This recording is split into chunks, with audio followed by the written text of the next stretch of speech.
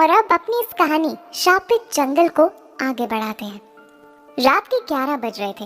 शहर के sky club में रुद्र अपनी 2 बियर की बोतलें पी चुका था। क्लब की हल्की सी लाल रोशनी में सबसे पीछे वाली सीट पे बैठा वो अकेला ही पी रहा था। देखने में गोरा रंग, बात जैसी आंखें, हल्की सी दाढ़ी, बड़ी हुई। उसने जैसे बियर की तीसरी बोतल खोली वैसे ही उसे एक आवाज आई। मुझे लगा ही था तुम किसी क्लब में पड़े होगे। रुद्र ने नजर उस तरफ घुमाई।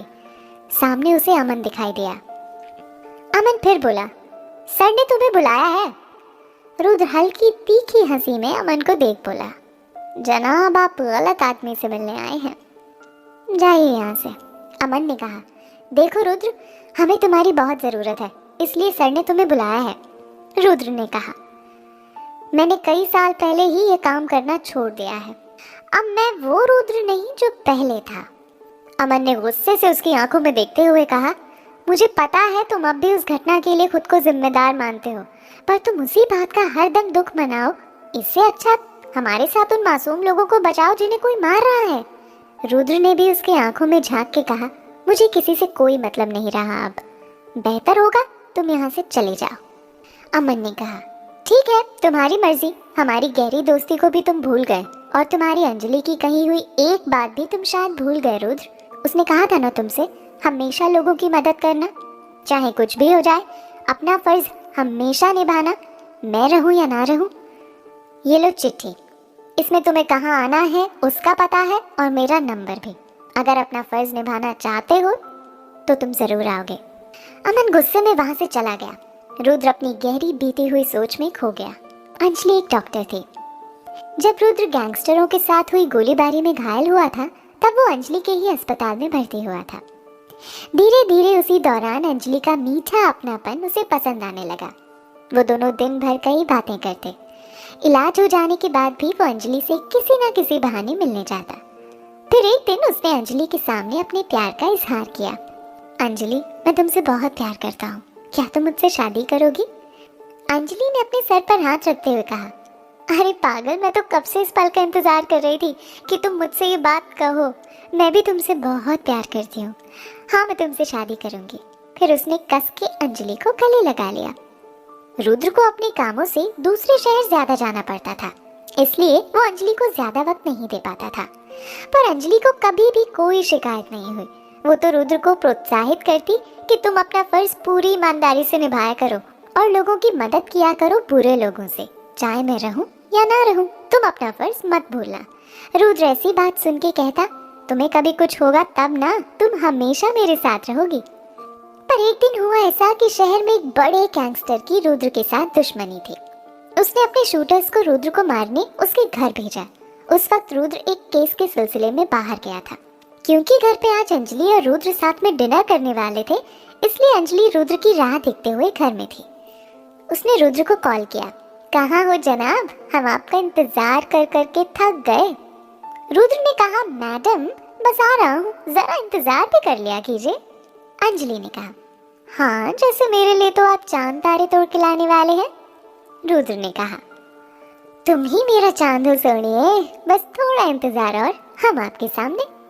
तभी अचानक से काले मास्क पहने हुए शूटर्स वहां आ धमके। अंजलि ने जैसे ही उन्हें रोकने की कोशिश की, सबने उस पर गोलियां चला दी। गोलियों की आवाजें सुन रुद्र दहक उठा। अंजलि क्या हुआ? रुद्र घर पर नहीं है पाकर वहां से शूटर्स भाग गए और अंजलि ने जख्मी हालत में फोन उठाया और रुद्र रुद्र कहते हुए तड़पकर मर गई। जैसे ही रुद्र घर पहुंचा, अंजलि को मरा देख पूरी तरह बेबाक हो गया। उसका प्यार अब इस दुनिया में नहीं था। वो उसे पकड़ के रोने लगा।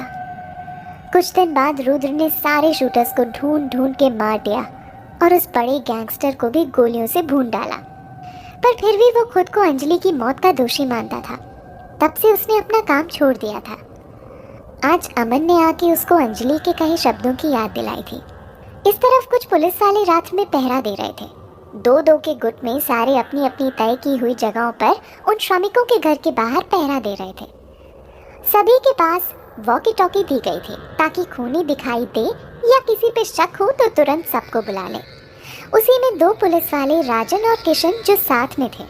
तभी अचानक उनके थोड़ी दूर कोई इंसान भागते हुए जंगल में घुस गया। राजन ने वॉकी टॉकी पे मैसेज दिया, पर अचानक वॉकी टॉकी खराब हो गया और उनका मैसेज नहीं गया। दोनों ने सोचा बाकी पुलिस वालों को बुलाने जाओगे तो तब तक वो ज्यादा दूर न चले जाएं। इसीलिए वो दोनों ही उसके पीछे भागे।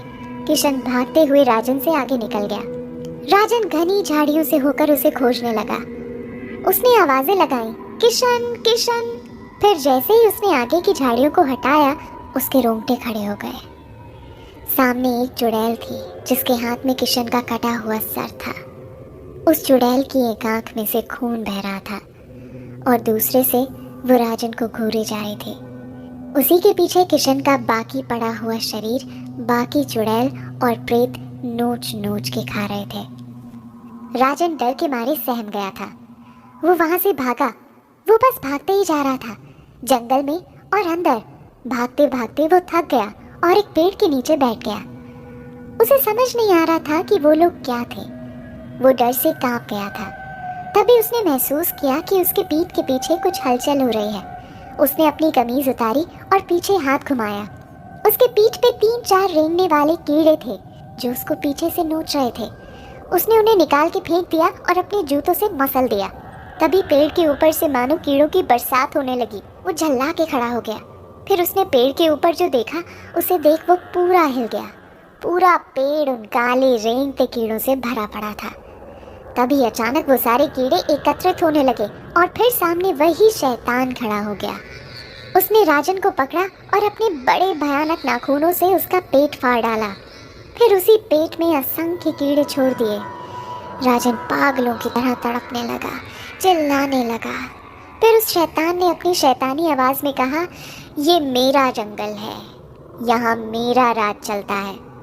जो भी यहाँ आएगा सबको मार दूंगा।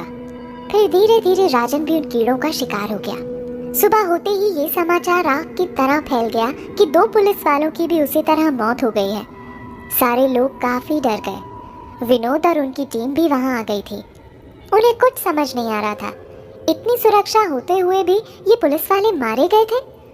उन्होंने शक जताया शायद कोई बड़ी टोली है जो सबको बुरी तरह मार रही है। ज्यादा पुलिस वाले बुलाओ, उनको पकड़ना ही होगा। सारे श्रमिकों ने काम करने से मना कर दिया था। डर के मारे उन्होंने कह दिया था अब कोई काम नहीं करेगा। तभी सेजल वहां पहुंची। उसने श्रमिकों के कॉन्ट्रैक्टर को बुलाया और उससे कहा, हम सबको 2 गुना पैसा देंगे, पर काम रुकना नहीं चाहिए। ये रिजॉर्ट बने, ये मेरे पापा का आखिरी सपना था, इसलिए जितना भी पैसा मांगे दे दो और सबको रोक लो। उनकी सुरक्षा के लिए मैं और सिक्योरिटी का इंतजाम करती हूँ। फिर वो विनोद के पास आई। देख लिया आपने, आप क्या कर रहे हैं?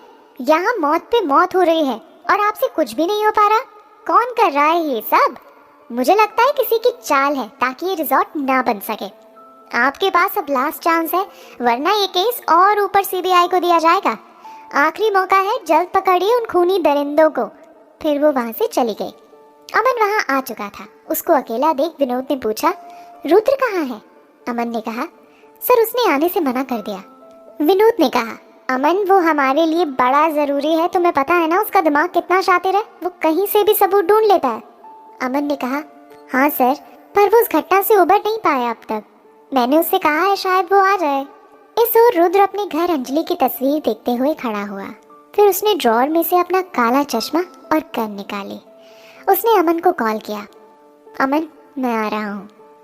क्या रुद्र के आने से कोई सबूत मिलेगा? क्या और मौतें होंगी? वो शैतानी लोग और कीड़े वाले शैतान की कहानी क्या है? उन्हें कोई रोक पाएगा?